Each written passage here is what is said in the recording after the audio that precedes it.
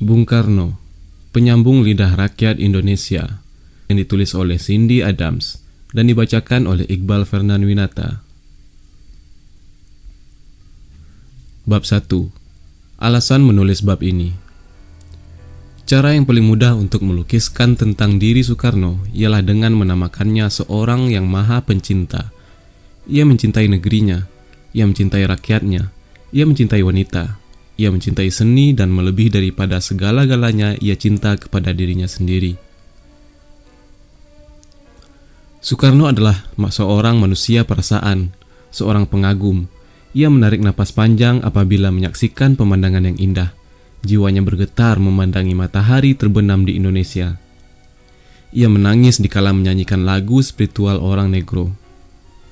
Orang mengatakan bahwa Presiden Republik Indonesia terlalu banyak memiliki darah seorang seniman.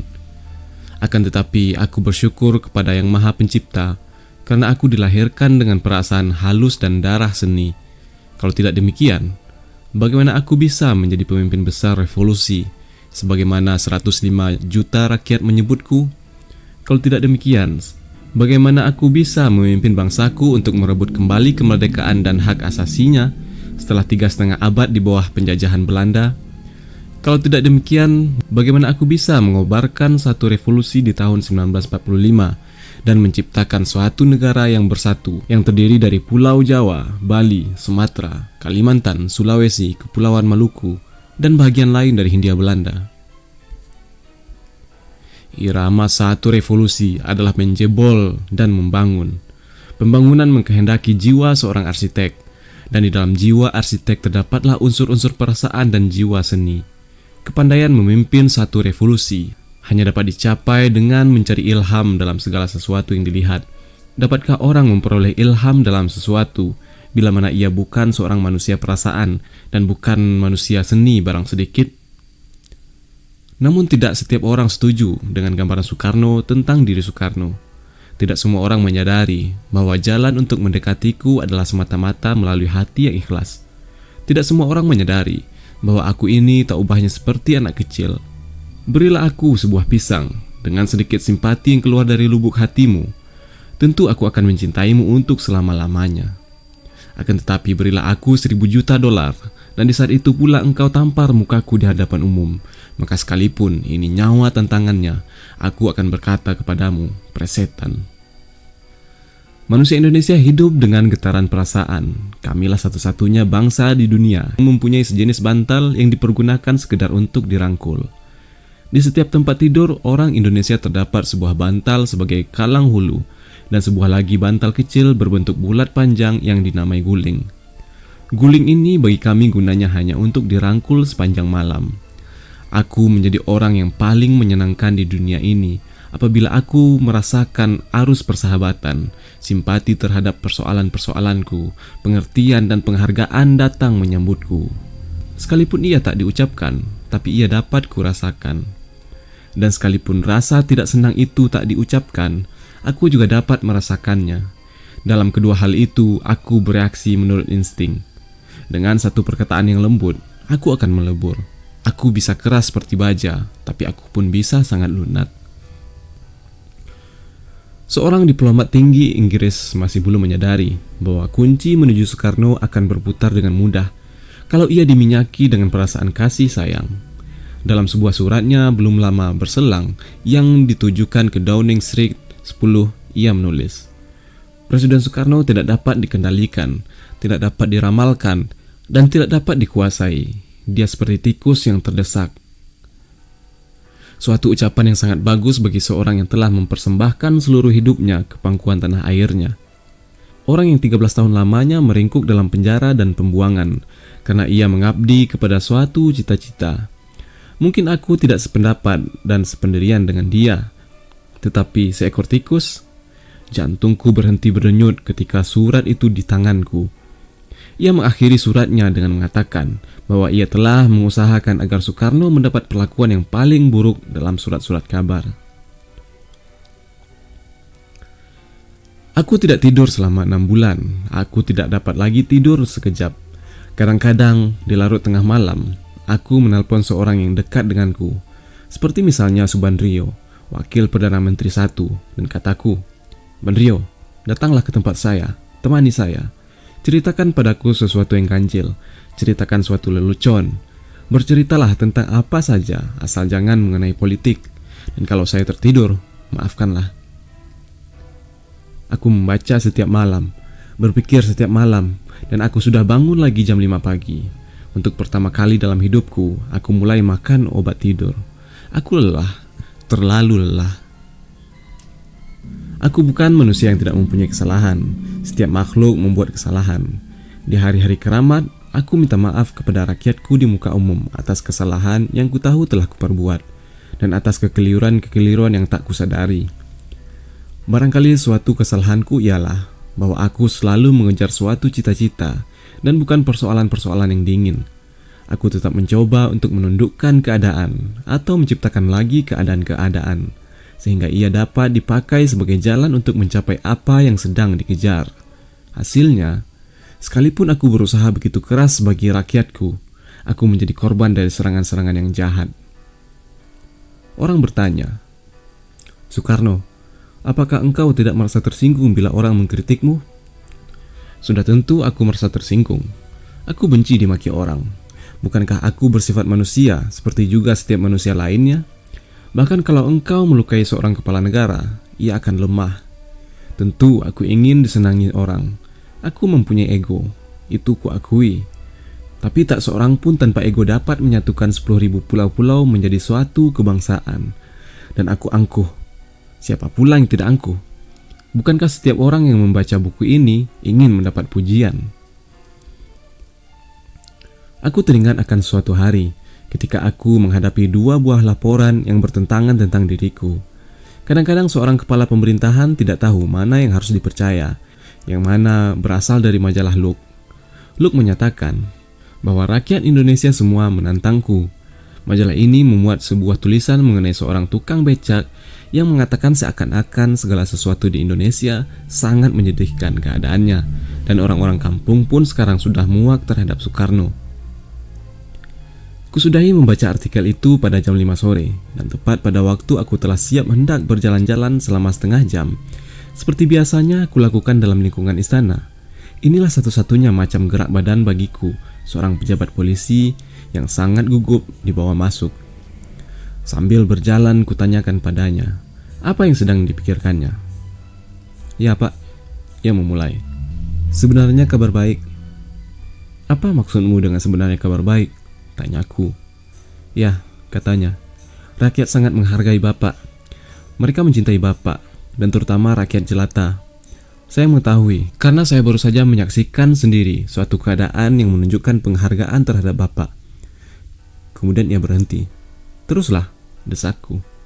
"Katakan padaku, dari mana engkau dan siapa yang kau temui, dan apa yang mereka lakukan?" "Begini Pak," ia mulai lagi. "Kita mempunyai suatu daerah di mana perempuan-perempuan lacur semua ditempatkan secara berurutan. Kami memeriksa daerah itu dalam waktu-waktu tertentu, karena sudah menjadi tugas kami untuk mengadakan pengawasan tetap. Kemarin, suatu kelompok memeriksa keadaan mereka, dan Bapak tahu apa yang mereka temui? Mereka menyaksikan potret Bapak, Pak, digantung di dinding." "Di mana aku digantungkan?" tanyaku padanya. "Di tiap kamar, Pak. Di tiap kamar terdapat, sudah barang tentu, sebuah tempat tidur. Dekat tiang ranjang ada meja, dan tepat di atas meja itu, disitulah gambar Bapak digantungkan." Dengan gugup, ia mengintai kepadaku sambil menunggu perintah. Kami merasa bahagia karena rakyat kita memuliakan Bapak.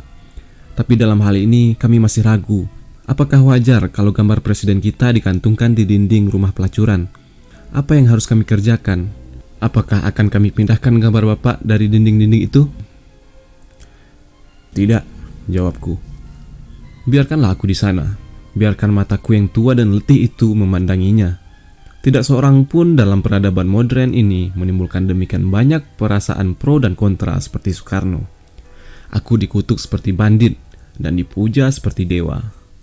Tak jarang kakek-kakek datang berkunjung kepadaku sebelum mereka mengakhiri hayatnya. Seorang nelayan yang sudah tua, yang tidak mengharapkan pujian atau keuntungan, berjalan kaki 23 hari lamanya, sekedar hanya untuk sujud di hadapanku dan mencium kakiku. Ia menyatakan bahwa ia telah berjanji pada dirinya sendiri, sebelum mati ia akan melihat wajah presidennya dan menunjukkan kecintaan serta kesetiaan kepadanya. Banyak yang percaya bahwa aku seorang dewa, mempunyai kekuatan-kekuatan sakti yang menyembuhkan. Seorang petani kelapa yang anaknya sakit keras bermimpi bahwa ia harus pergi ke bapak dan minta air untuk anaknya. Hanya air ledeng biasa dan diambil dari dapur. Ia yakin bahwa air ini yang kuambil sendiri tentu mengandung zat-zat yang menyembuhkan. Aku tidak bisa bersoal jawab dengan dia, karena orang Jawa adalah orang yang percaya kepada ilmu kebatinan, dan ia yakin bahwa ia akan kehilangan anaknya kalau tidak membawa obat ini dariku. Kuberikan air itu kepadanya, dan seminggu kemudian anak itu sembuh kembali. Aku senantiasa mengadakan perjalanan ke berbagai pelosok tanah dari Sabang, negeri yang paling utara dari Pulau Sumatera, sampai ke Merauke di Irian Barat. Beberapa tahun yang lalu aku mengunjungi sebuah desa kecil di Jawa Tengah. Seorang perempuan dari desa itu mendatangi pelayanku dan membisikkan, "Jangan biarkan orang mengambil piring presiden. Berikanlah kepada saya sisanya. Saya sedang mengandung, dan saya ingin anak laki-laki. Saya mengidamkan seorang anak seperti bapak. Jadi tolonglah, biarlah saya memakan apa-apa yang telah dijamah sendiri oleh presidenku." Di Pulau Bali, orang percaya bahwa Soekarno adalah penjelmaan kembali dari Dewa Wisnu, dewa hujan dalam agama Hindu. Karena bila mana saja pun bapak datang ke tempat istirahat yang kecil yang kurencanakan dan kubangun sendiri di luar Denpasar, bahkan sekalipun di tengah musim kemarau, kedatanganku bagi mereka berarti hujan. Orang Bali yakin bahwa aku membawa pengestu kepada mereka. Dikala terakhir aku terbang ke Bali, di sana sedang berlangsung musim kering. Tepat setelah aku sampai di sana, langit tercurah. Berbicara terus terang, aku memanjatkan doa syukur kehadirat Yang Maha Pengasih manakala turun hujan selama aku berada di Tampak Siring. Karena kalaulah ini tidak terjadi, sedikit banyak akan mengurangi pengaruhku. Namun, dunia hanya membaca tentang satu orang tukang becak. Dunia hanya tahu bahwa Soekarno bukan ahli ekonomi. Itu memang benar, aku bukan ahli ekonomi. Tapi apakah Kennedy ahli ekonomi? Apakah Johnson ahli ekonomi? Apakah itu suatu alasan bagi majalah-majalah barat untuk menulis bahwa negeriku sedang menuju kepada keruntuhan ekonomi? Atau bahwa kami adalah bangsa yang bobrok? Atau untuk menjuduli sebuah cerita, mari kita bergerak menantang Soekarno. Kalau para wartawan membenci Jepang atau Filipina, mereka dapat menyebut suatu daerah di sana di mana seluruh keluarga bunuh diri karena menderita kelaparan. Ini semua sudah diketahui orang, tapi tidak hanya mengenai orang jahat dari Asia. Mereka membuat foto-foto dari penderitaan rakyat karena kekurangan makanan oleh musim kering dan hama tikus, sementara di latar belakangnya digambarkan hotelku yang indah. Lalu kepala karangannya ditulis, Indonesia kepunyaan Soekarno. Tapi itu bukan Indonesia kepunyaan Soekarno. Indonesia kepunyaan Soekarno sekarang adalah suatu bangsa yang 10.051 bebas buta huruf di bawah umur 45 tahun. Pada waktu negara kami dilahirkan 20 tahun yang lalu, hanya 6% dari kami yang pandai baca tulis. Indonesia kepunyaan Soekarno sekarang adalah suatu bangsa yang 2 inci lebih tinggi daripada generasi terdahulu. Apakah masuk di akal anak-anak bisa tumbuh lebih subur dalam keadaan kelaparan? Akan tetapi wartawan-wartawan terus saja menulis bahwa aku ini seorang budak Moskow. Marilah kita perbaiki ini sekali dan untuk selama-lamanya. Aku bukan, tidak pernah, dan tidak mungkin menjadi seorang komunis. Aku menyembah Moskow. Setiap orang pernah mendekati Soekarno, mengetahui bahwa egonya terlalu besar untuk bisa menjadi seorang budak, kecuali menjadi budak dari rakyatnya. Namun wartawan tidak menulis tentang apa-apa yang baik dari Soekarno. Pokok-pokok yang dibicarakan hanya tentang yang jelek dari Soekarno. Mereka suka memperlihatkan hotel Indonesiaku yang penuh gairah, dan di belakangnya gambar-gambar daerah pinggiran yang miskin. Alasan dari orang yang menghamburkan uang mendirikan gedung itu ialah untuk memperoleh devisa tidak dapat kami cari dengan jalan lain. Kami menghasilkan $2 juta Amerika setelah hotel itu berjalan selama setahun. Aku sadar bahwa kami masih mempunyai daerah pinggiran yang miskin dekat itu. Akan tetapi, negeri-negeri yang kaya pun punya hotel yang gemerlapan, empuk dari harganya yang jutaan dolar. Sedang di sudutnya terdapat bangunan-bangunan yang tercela penuh dengan kotoran, busuk, dan jelek. Aku melihat orang-orang kaya dengan segala kemegahannya berjalan dengan sedan-sedan yang mengkilap. Akan tetapi aku juga melihat mereka-mereka yang malang mencakar-cakar dalam tong sampah mencari kulit kentang. Memang ada daerah pinggiran yang miskin di seluruh kota di dunia, bukan hanya di Jakarta, kepunyaan Soekarno. Barat selalu menuduhku terlalu memperlihatkan muka manis kepada negara-negara sosialis. Oh, lihatlah, Soekarno lagi-lagi bermain-main sahabat dengan Blok Timur, kata mereka. Ya, mengapa tidak? Negara-negara sosialis tak pernah mengizinkan seorang pun mengejekku dalam pers mereka. Negara-negara sosialis selalu memujiku. Mereka tak membuat aku malu ke seluruh dunia, ataupun tidak mempermalukanku di muka umum seperti seorang anak yang tercela dengan menolak memberikan lebih banyak jajan sampai aku menjadi anak yang manis. Negara-negara sosialis selalu mencoba untuk merebut perhatian Soekarno. Khrushchev mengirimi aku jam dan puding 2 minggu sekali dan memetikkan apel, gandum, dan hasil tanaman lain dari panennya yang terbaik. Jadi, salahkah aku kalau berterima kasih kepadanya? Siapakah yang tak akan ramah terhadap seorang yang bersikap ramah kepadanya? Aku mengejar politik netral, ya. Akan tetapi dalam hati kecilnya, siapa yang menyalahkanku jika aku berkata, terima kasih rakyat-rakyat negara Blok Timur, karena engkau berusaha tidak menyakiti hatiku. Terima kasih karena engkau telah menyampaikan kepada rakyatmu bahwa Soekarno setidak-tidaknya mencoba sekuat tenaganya berbuat untuk negerinya. Terima kasih atas pemberianmu. Apa yang kuucapkan itu adalah tanda terima kasih, bukan komunisme. Aku dicela dalam berbagai soal. Mengapa dia terlalu banyak mengadakan perjalanan? Musuh-musuhku selalu bertanya. Di bulan Juni 1960, pada waktu aku mengadakan perlawatan selama 2 bulan 4 hari ke India, Hungaria, Austria, Guyana, Tunisia, Maroko, Portugal, Kuba, Puerto Rico, San Francisco, Hawaii, dan Jepang, kepadaku ditujukan kata-kata baru yang dikarang buat diriku. Aku malahan tidak tahu apa maksud Have 707 Will Travel, hingga seorang sahabat bangsa Amerika menerangkannya. Memang benar bahwa aku adalah satu-satunya presiden yang mengadakan demikian banyak perlawatan. Aku sudah kemana-mana, kecuali ke London. Sekalipun Ratu Inggris sudah 2 kali mengundangku untuk berkunjung. Aku mengharapkan di suatu saat dapat menerima keramahannya itu. Ada sebabnya aku mengabaikan perlawatan itu. Aku ingin agar Indonesia dikenal orang. Aku ingin memperlihatkan kepada dunia bagaimana rupa orang Indonesia. Aku ingin menyampaikan kepada dunia bahwa kami bukan bangsa yang pandir, seperti orang Belanda berulang-ulang kali mengatakan kepada kami. Bahwa kami bukan lagi inlander goblok yang hanya baik untuk diludahi, seperti Belanda mengatakannya kepada kami berkali-kali. Bahwa kami bukan lagi penduduk kelas kambing yang berjualan menyuruk-nyuruk dengan memakai sarung dan ikat kepala, merangkak-rangkak seperti yang dikehendaki oleh majikan-majikan kolonial di masa yang silam. Setelah Republik Rakyat Tiongkok, India, Uni Soviet, dan Amerika Serikat, maka kami adalah bangsa yang kelima di dunia dalam hal jumlah penduduk. 3.000 dari pulau-pulau kami dapat didiami. Tapi tahukah saudara berapa banyak rakyat yang tidak mengetahui tentang Indonesia?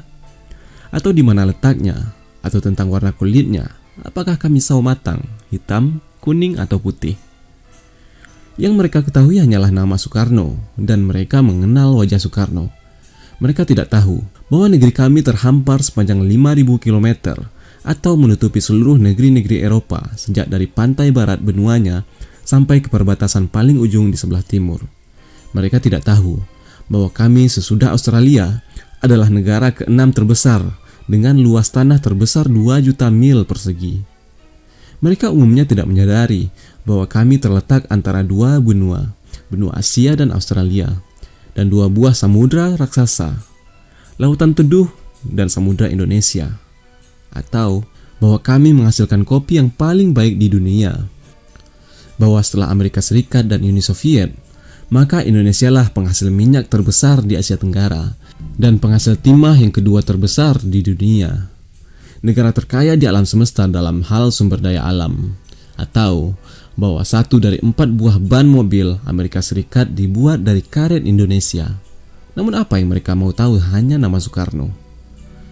Departemen Luar Negeri kami menyatakan kepadaku bahwa 1 kali kunjungan Soekarno sama artinya dengan 10 tahun pekerjaan duta. Dan itulah alasan mengapa aku mengadakan perlawatan dan mengapa aku memberikan kenyataan-kenyataan tentang tanah airku dalam setiap pidato yang kuucapkan di setiap penjuru dunia. Aku hendak mengejar orang-orang asing dan memberikan pandangan pertama selintas waktu tentang negeriku yang terhampar menghijau dan tercinta ini laksana untayan zamrud yang melingkar di sepanjang khatulistiwa. Pada suatu hari sekretarisku menyerahkan sebuah surat yang beralamat singkat, Presiden Soekarno, Indonesia, Asia Tenggara. Tahukah engkau apa yang membuat aku gusar? Kenyataan bahwa dia menganggap kantor pos tidak tahu di mana letak Indonesia, dan oleh sebab itu dia menambahkan kata-kata Asia Tenggara pada alamatnya. Pendapat manusia berjalan bagai gelombang. Dalam tahun 56, ketika aku pertama kali berkunjung ke Amerika Serikat, setiap orang menyukaiku. Sekarang harusnya menjadi terbalik, menentang Soekarno. Baru-baru ini diserahkan kepadaku sebuah majalah remaja Amerika. Majalah itu memperlihatkan gadis striptease tengah telanjang yang hanya memakai celana dalam dan berdiri di samping Soekarno berpakaian militer yang lengkap. Ini adalah kombinasi yang ditempelkan menjadi satu supaya kelihatan seolah-olah satu foto dari seorang gadis penari telanjang membuka pakaiannya di hadapan Presiden Republik Indonesia. Kedua foto ini ditempelkan satu dengan yang lain. Ini adalah perbuatan kotor yang dilakukan terhadap seorang kepala negara. Apakah aku harus mencintai Amerika kalau ia melakukan perbuatan seperti itu terhadap diriku? Aku memperbincangkan muslihat semacam ini dengan Presiden Kennedy yang sangat kuhormati. Dia berkata, Presiden Soekarno, saya sangat mengagumi Tuan.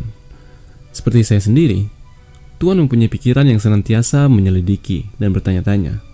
Tuan membaca segala-galanya. Tuan sangat banyak mengetahui. Lalu dia membicarakan cita-cita politik yang ku pelopori dan mengutip bagian-bagian dari pidatoku. Kennedy mempunyai cara untuk mendekati seseorang melalui hati manusia. Kami banyak mempunyai kesamaan. Kennedy adalah orang yang sangat ramah dan menunjukkan persahabatan terhadapku. Dia membawaku ke tingkat atas, ke kamar tidurnya sendiri, dan menunjukkan persahabatan terhadapku. Kukatakan kepadanya, Tuan Kennedy, apakah Tuan tidak menyadari bahwa sementara Tuan sendiri memadu hubungan persahabatan, seringkali Tuan merusakkan hubungan dengan negara-negara lain dengan membiarkan ejekan, serangan makian, dan mengizinkan kritik-kritik secara tetap terhadap pemimpin mereka dalam pers Tuan. Kadang-kadang, kami lebih condong untuk bertindak atau memberikan reaksi lebih keras, oleh karena kami dilukai atau dibikin marah. Sesungguhnya apa pergaulan internasional itu? Bukan pergaulan antar manusia dalam hubungan yang lebih besar? Penggorogotan terus-menerus semacam ini merobek-robek keseimbangan dan mempertegang lebih hebat lagi hubungan yang sulit antara negara lain dengan negara Tuan. Saya setuju dengan Tuan Presiden Soekarno. Saya pun telah mendapat kesukaran dengan para wartawan kami. Dia mengeluh. Apakah kami beruntung atau tidak? Namun kemerdekaan pers merupakan satu bagian dari pusaka peninggalan Amerika. Ketika Alben Barkley menjadi wakil presiden Amerika Serikat, ia mengunjungi tanah air saya, kataku. Dan saya sendiri berdiri dekat beliau, di waktu beliau dicium oleh segerombolan anak-anak gadis cantik remaja. Saya yakin, tentu wakil presiden Barkley sangat bersenang hati, kata Kennedy dengan ketawa yang disembunyikan. Sekalipun demikian, tak satupun surat kabar Indonesia mau menyiarkannya. Dan di samping itu, mereka tak berani mengambil risiko untuk menimbulkan kesusahan terhadap seorang negarawan yang ke seluruh dunia. Barkley adalah seorang yang gembira dan barangkali tidak peduli bila gambarnya itu dimuat. Akan tetapi, bukanlah itu soalnya. Yang pokok adalah bahwa kami berkeyakinan perlunya para pemimpin dunia dilindungi di negara kami. Kennedy sangat seperasaan denganku mengenai soal ini dan berkata kepadaku dengan penuh kepercayaan, Tuan memang benar sekali, tapi apa yang dapat saya lakukan? Sedangkan saya dikutuk di negeri saya sendiri. Karena itu kataku, ya, itulah sistem Tuan. Kalau Tuan dikutuk di rumah sendiri, saya tidak dapat berbuat apa-apa. Akan tetapi, saya kira saya tidak perlu menderita penghinaan seperti itu di negeri Tuan, di mana kepala negaranya sendiri harus menderita sedemikian. Majalah Tuan, Time dan Life, terutama sangat kurang ajar terhadap saya. Coba pikir, Time menulis, Soekarno tidak dapat melihat rok wanita tanpa bernafsu. Selalu mereka menulis yang jelek-jelek. Tidak pernah hal-hal yang baik yang telah saya kerjakan. Sekalipun Presiden Kennedy dan aku telah mengadakan pertemuan pendapat, persetujuan dalam lingkungan kecil ini tidak pernah tersebar dalam pers Amerika. Masih saja, hari demi hari, mereka menggambarkanku sebagai pengejar cinta. Ya, aku mencintai wanita. Ya, itu kuakui. Akan tetapi aku bukanlah seorang anak pelesiran sebagaimana mereka tuduhkan kepadaku. Di Tokyo aku telah pergi dengan kawan-kawan ke suatu rumah geisha. Tiada sesuatu yang melanggar susila mengenai rumah geisha itu. Orang sekedar duduk, makan-makan, bercakap-cakap, dan mendengarkan musik. Orang-orang asing yang mengunjungi istanaku menyatakan bahwa aku menyelenggarakan suatu istana yang menyenangkan. Ajudan-ajudanku mempunyai wajah-wajah yang senyum. Aku berkelakar dengan mereka, menyanyi dengan mereka. Bila aku tidak memperoleh kegembiraan, nyanyian dan sedikit hiburan kadang-kadang, aku akan dibinasakan oleh kehidupan ini. Umurku sudah 64 tahun. Menjadi presiden adalah pekerjaan yang membuat orang lekas tua. Dan kalau menjadi tua, tentu tidak baik bagi seseorang. Karena itu, sesekali aku harus lari dari keadaan ini, supaya aku dapat hidup seterusnya. Banyak kesenangan-kesenangan yang sederhana yang telah dirampas dariku. Misalnya, di masa kecilku, aku telah mengelilingi Pulau Jawa dengan sepeda. Sekarang perjalanan semacam itu tidak dapat kulakukan lagi, karena tentu tidak sedikit orang yang akan mengikutiku. Di Hollywood, aku diberi kesempatan untuk melihat di sekitar studio film. Waktu meninggalkan halaman studio, aku melihat seorang anak pengantar surat lewat dengan sepeda, lalu menghentikan sepedanya untuk sesaat. Tiba-tiba aku merasa senang dan pikiranku terbuka. Karena itu aku naik dan pergi. Aku bukan hendak memberi kesan kepada siapapun, hanya karena merasa senang. Ya, gema dan gambarku ini tersebar ke seluruh dunia ini. Di negeriku sendiri pun, aku tak dapat lagi menikmati kesenangan yang paling memuaskan hati, melihat-lihat benda yang akan dikumpulkan, lalu menawarnya. Kemanapun aku pergi, rakyat berkumpul dan berbondong-bondong. Dokterku telah memperhatikan bahwa kegembiraan memang mutlak perlu buat menjaga kesehatanku. Dengan demikian, aku bisa terlepas sedikit dari diriku sendiri dan dari penjaraku. Karena begitulah keadaanku, seorang tawanan. Tawanan dari tata cara serba resmi, tawanan dari tata cara kesopanan, tawanan dari perilaku yang baik. Setiap orang harus mencari suatu kesenangan supaya terlepas dari segala tata laku ini. Presiden Ayub Khan main golf, Kennedy berperahu layar, Pangeran Norodom Sihanouk mengarang musik, Raja Muang Thai main saksofon, Lyndon Johnson mempunyai tempat peternakan. Aku pun memerlukan kesenangan. Karena itu, bila aku mengadakan perjalanan, aku mengizinkan diriku sendiri dengan kesenangan menjalankan tugas dan mengerjakan kebahagiaan. Sesuai dengan Undang-Undang Dasar Amerika Serikat, setiap orang berhak mengejarnya. Menjadi presiden karena diperlukan menyebabkan orang menjadi terasing. Kecakapan dan sifat-sifat memungkinkan orang menduduki jabatan presiden itu adalah kecakapan dan sifat itu juga yang menyebabkan ia diasingkan. Akan tetapi, di mata orang luar aku selalu gembira. Pembawaanku sudah demikian, sehingga perasaan susah yang teramat sangat tidak pernah memperlihatkan diri. Sekalipun perasaanku hancur luluh di dalam, orang tak dapat menduganya. Bukankah Soekarno terkenal dengan senyumnya? Apapun juga persoalanku, Soekarno dari luar senantiasa gembira. Seringkali aku duduk seorang diri di beranda Istana Merdeka. Beranda itu tidak begitu indah, setengah tertutup dengan layar untuk menghambat panas dan cahaya matahari. Perabotnya terdiri dari kursi rotan yang tak dilapis dan tak dicat dan meja beralas kain batik halus buatan negeriku. Suatu keistimewaan yang kuperoleh karena jabatan tinggi adalah sebuah kursi yang menyendiri pakai bantal. Itulah yang dinamakan kursi presiden. Dan aku duduk di sana, berenung, dan memandang keluar ke taman indah yang menghilangkan kelelahan pikiran. Taman yang kutanami dengan tanganku sendiri, dan batinku merasa sangat sepi. Aku ingin bercampur dengan rakyat. Itulah yang menjadi kebiasaanku. Akan tetapi, aku tidak dapat lagi berbuat demikian. Seringkali aku merasakan badanku seperti akan lemas, napasku akan berhenti apabila aku tidak bisa keluar dan bersatu dengan rakyat jelata yang melahirkanku. Kadang-kadang aku menjadi seorang Harun al-Rashid.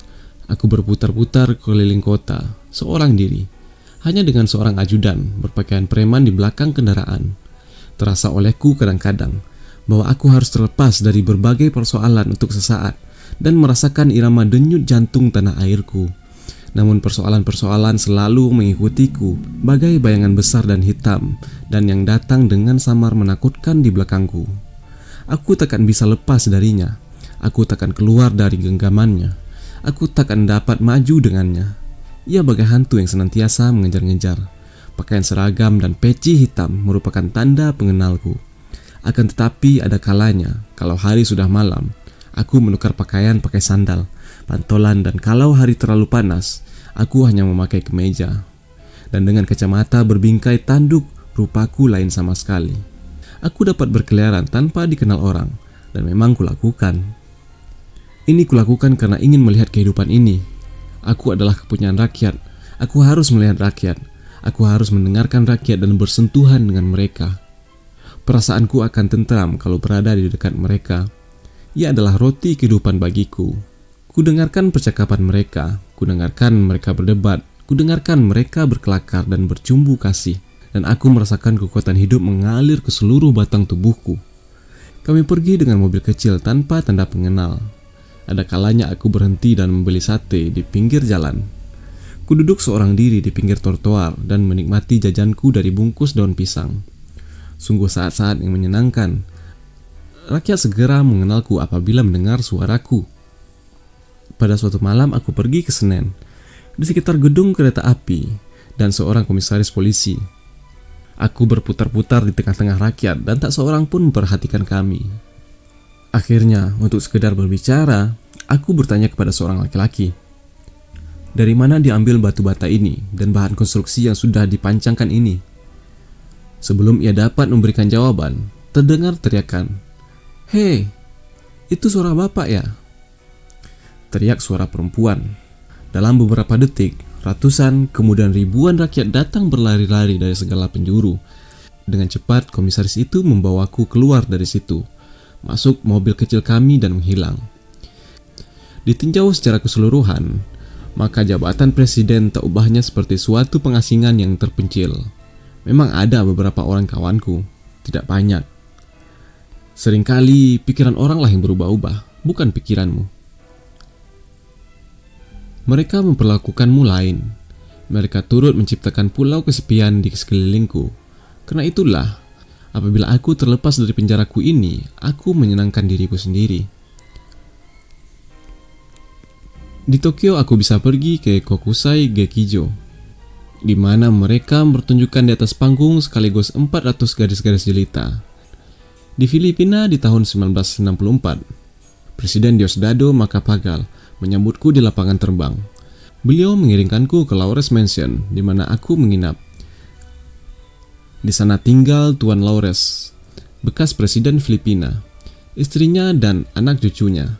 Untuk lebih memeriahkan kedatanganku, mereka mendatangkan Bayanihan Cultural Ensemble, suatu perkumpulan paduan suara yang menyambutku dengan tari lenso sebagai tanda penghormatan.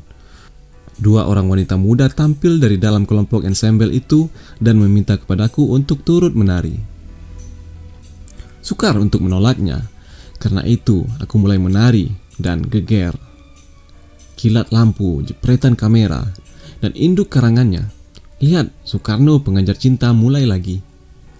Aku menyukai gadis-gadis yang menarik di sekelilingku, karena gadis-gadis itu bagiku tak ubahnya seperti kembang yang sedang mekar, dan aku senang memandangi kembang.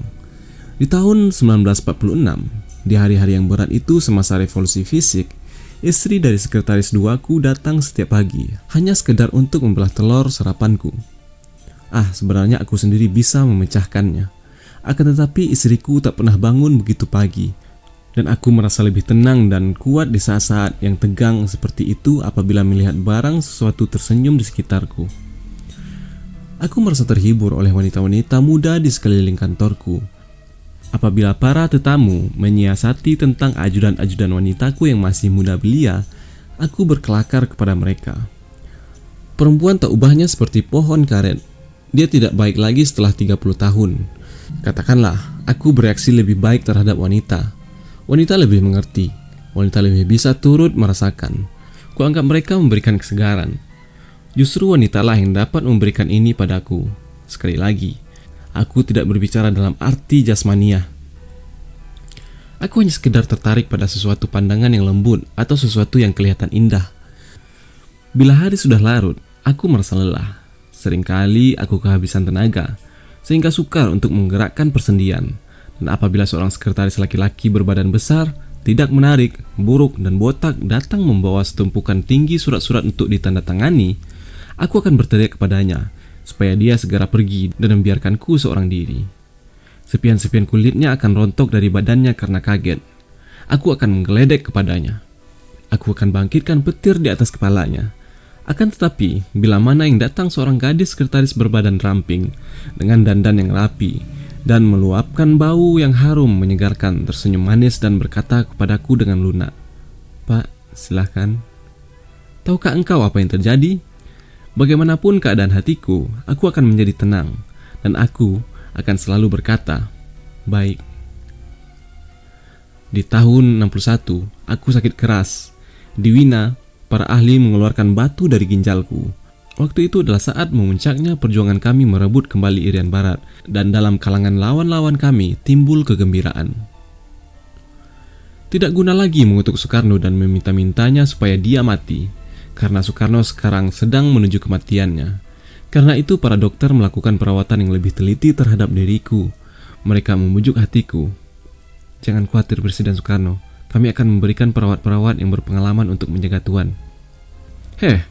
Ketika hal ini disampaikan kepadaku, keadaanku menjadi lebih payah daripada sewaktu aku mula-mula masuk. Aku tahu apa yang akan kuhadapi. Aku tidak berkata apa-apa, karena aku tidak mau menentang dokter.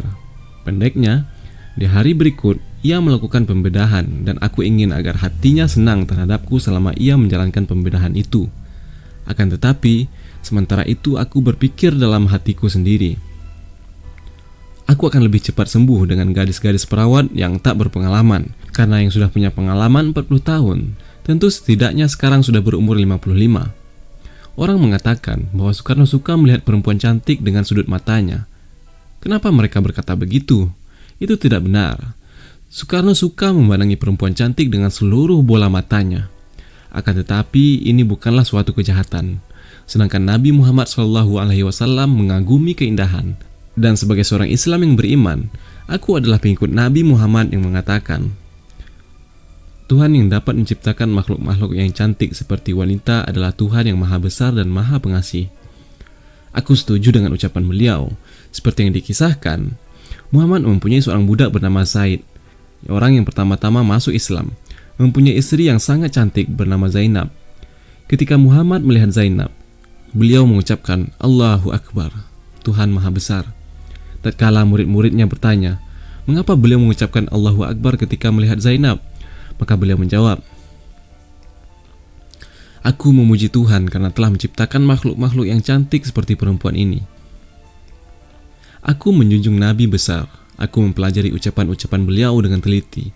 Jadi, moralnya bagiku adalah, bukanlah suatu dosa atau tidak sopan kalau seseorang mengagumi seorang perempuan yang cantik. Dan aku tidak malu berbuat begitu. Karena dengan melakukan itu pada hakikatnya aku memuji Tuhan dan memuji apa yang telah diciptakannya. Aku hanya seorang pecinta kecantikan yang luar biasa. Aku mengumpulkan benda-benda perunggu karya seni dari Budapest, seni pualam dari Italia, lukisan-lukisan dari segala penjuru, dan kursi beludru cukilan emas di Eropa. Aku memungut permadani dari Irak. Aku membuat sendiri rencana meja kantorku dari sepotong kayu jati Indonesia yang utuh. Aku menggantungkan setiap kain hiasan dinding, memilih setiap barang, merencanakan di mana harus diletakkan setiap pot bunga atau karya seni pahat. Kalau aku melihat sepotong kertas di lantai, aku akan berhenti dan memungutnya. Anggota kabinet tertawa melihat bagaimana aku di tengah-tengah persoalan yang pelik datang kepada mereka dan meluruskan dasinya. Aku senang bila makan diatur secara menarik di atas meja. Aku mengagumi keindahan dalam segala bentuk. Ya, aku akan mewariskan hasil-hasil seni ini kepada rakyatku. Untuk dijual? Jangan kira. Seorang asing yang mengerti kepadaku adalah Duta Besar Amerika di Indonesia, Howard Jones. Ia sudah lama ditempatkan di Jakarta dan menjabat sebagai ketua dari Korps Diplomatik. Kami sering terlibat dalam perdebatan-perdebatan sengit dan pahit. Akan tetapi, aku semakin memandanginya sebagai seorang kawan yang tercinta.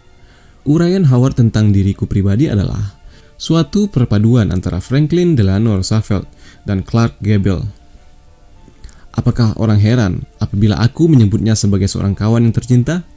Di suatu hari Minggu beberapa tahun yang silam, ia dengan istrinya Mary Lou makan bersama-sama denganku dan istriku Hartini di pavilion kecil Karni di Bogor.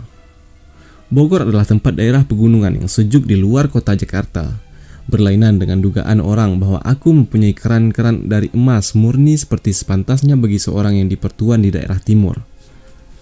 Maka aku tidak tinggal di istana negara yang sebesar itu. Di pekarangannya kami memiliki sebuah bungalow kecil yang besarnya kira-kira sama dengan yang dipunyai oleh seorang pejabat biasa.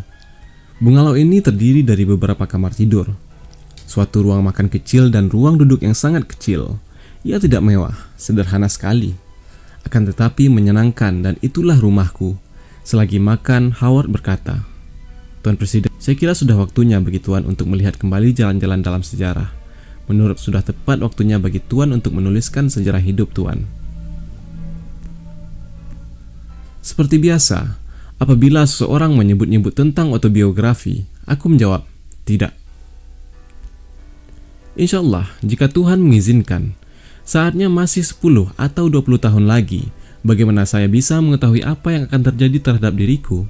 Siapa yang dapat menceritakan bagaimana jalannya kehidupan saya? Itulah sebabnya mengapa saya selalu menolak hal ini.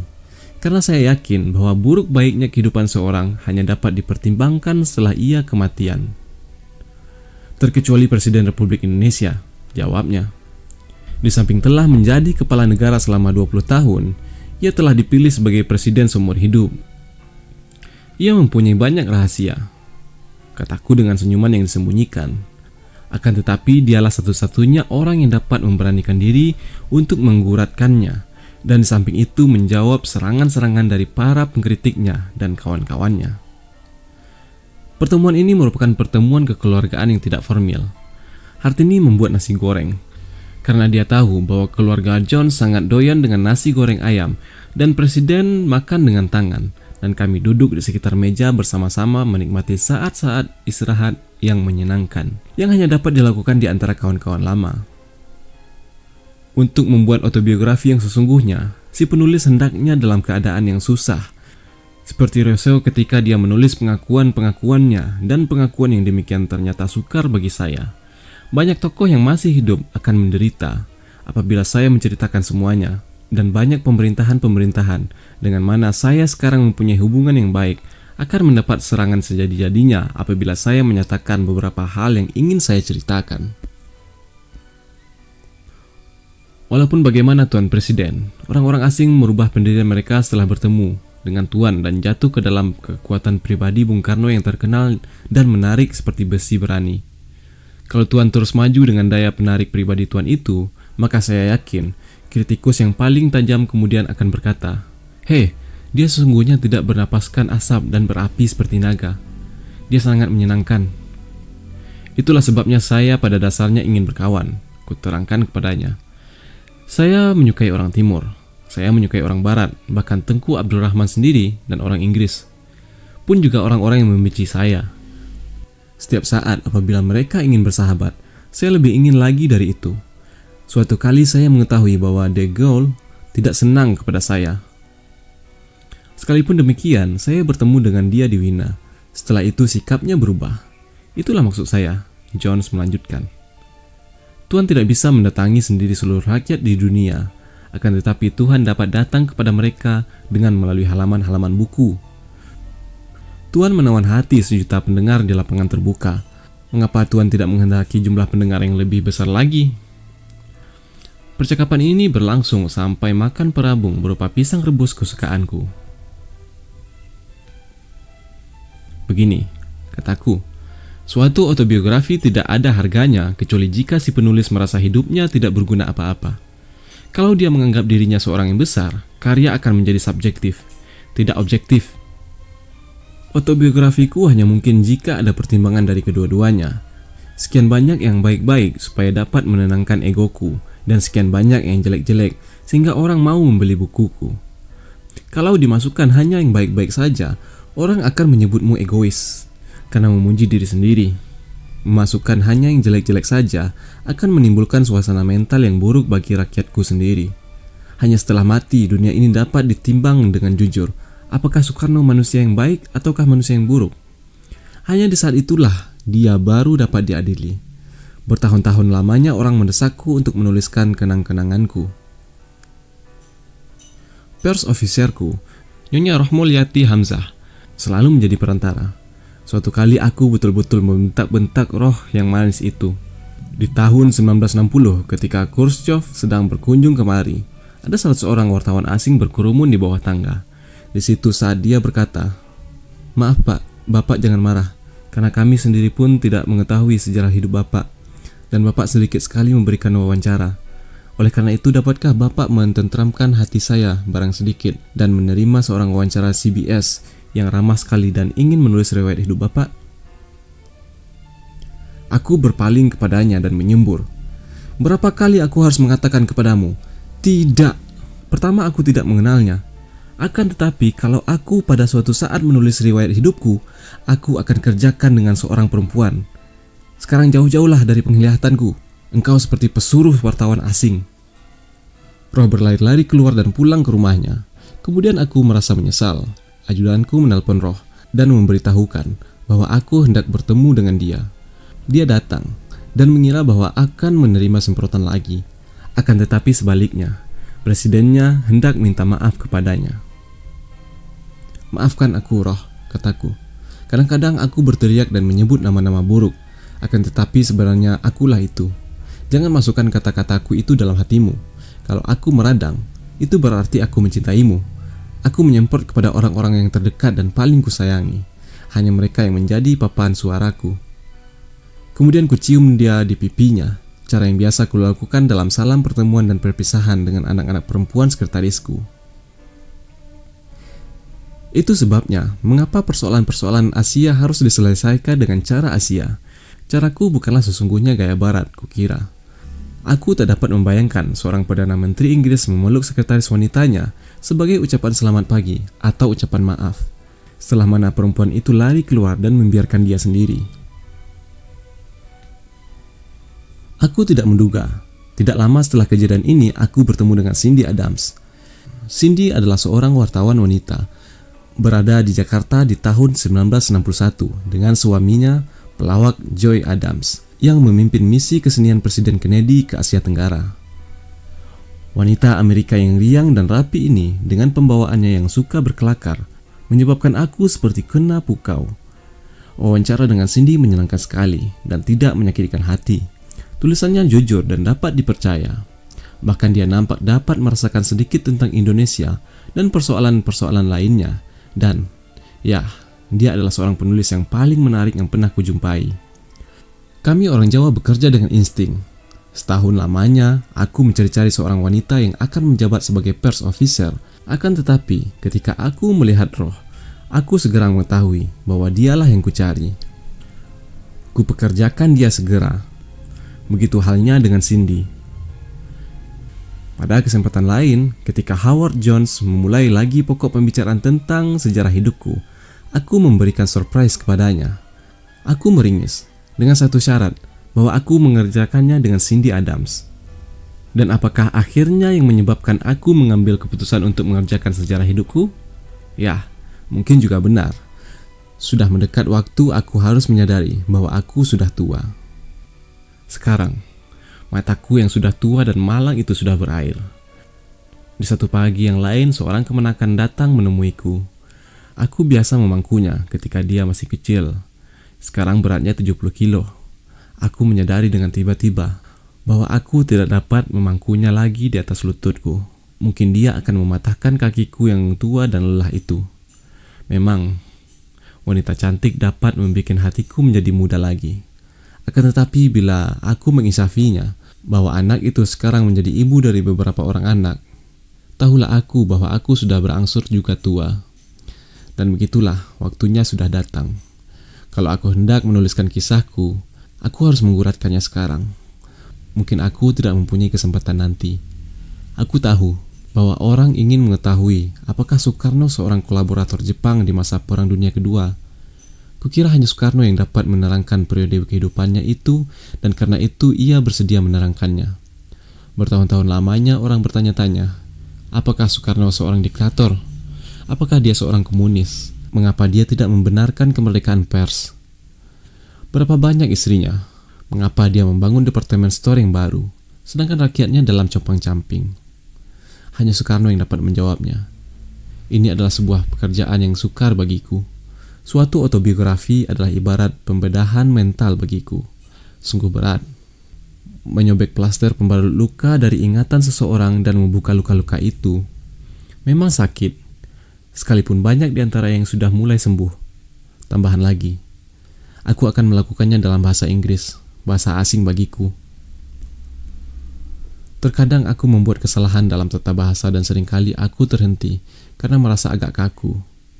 Akan tetapi, mungkin juga aku wajib menceritakan kisah ini kepada tanah airku, kepada bangsaku, kepada anak-anakku, dan kepada diriku sendiri. Karenanya aku minta padamu, pembaca, untuk mengingat bahwa lebih dari bahasa kata-kata yang tertulis adalah bahasa yang keluar dari lubuk hati. Buku ini tidak ditulis untuk mendapatkan simpati atau meminta supaya setiap orang suka kepadaku.